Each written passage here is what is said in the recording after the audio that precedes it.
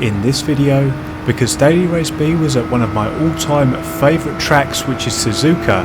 I decided to dust off the world's smallest violin, get my elbows out, lube up and dive right in. So let's see how we get on.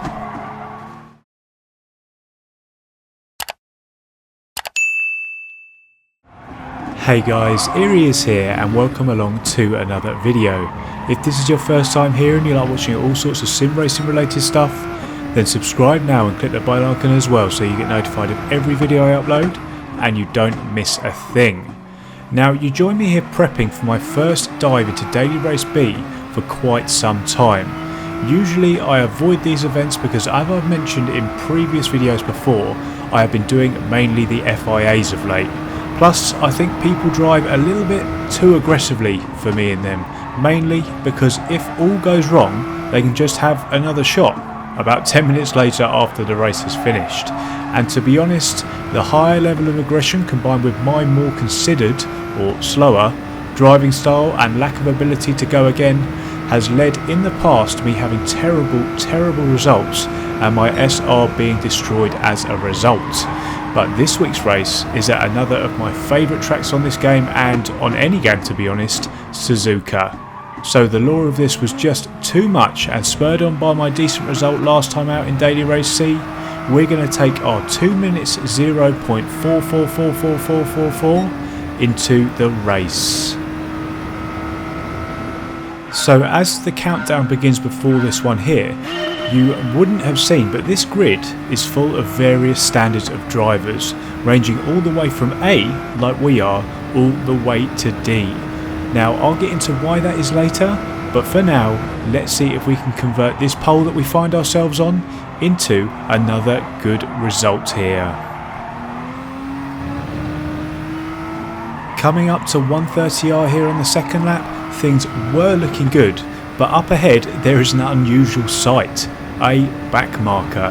Now I can't remember the last time I lapped someone in daily races at all, let alone Daily Race B, and this is what was going through my head as I approached the Casio triangle.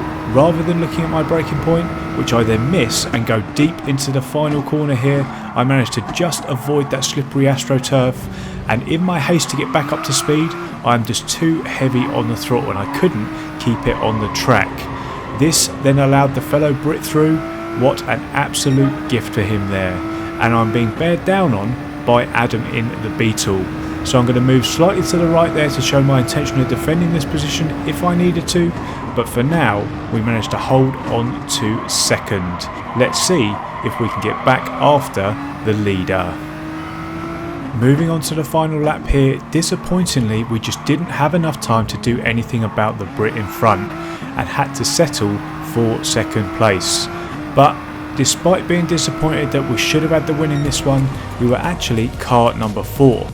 So we actually finished higher than our door number. So looking at the bigger picture here, we are still closing down the distance of our overarching goal, which is of course to get to A+. But saying that, I just can't go out like that. So we're going to have to go again here. So here we go, we're back in pole, but I'm going to let this race run as I've got a couple of bits I want to talk about. Firstly, I forgot to mention the car. So continuing with my usual food and beverage themes, here is the Milka Nissan GTR, which I hope we can convert this pole into the win this time round on our second attempt as we'll get ourselves underway here. I want the Holy Grail, which for me is the pole, which we've managed to get.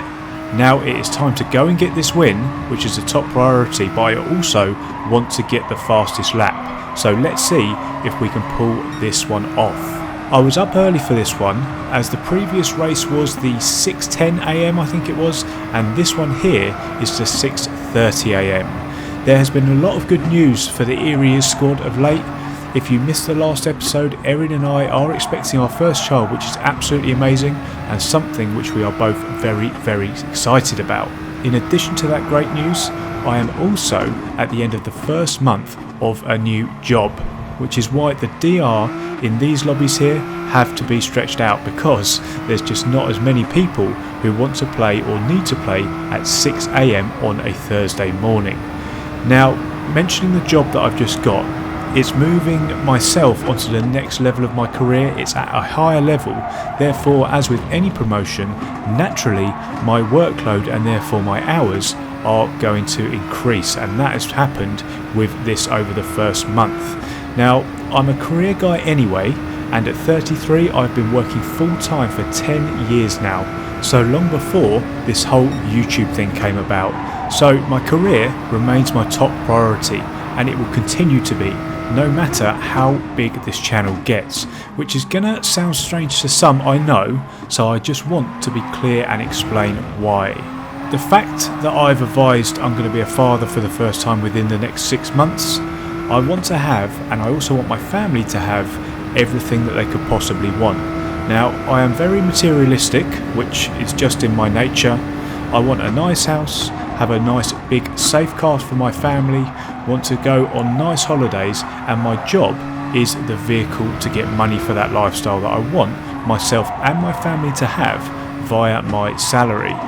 Now, I say I will keep my job no matter how big the channel gets, because you have to have a hell of a lot of views, and I mean hundreds of thousands per video.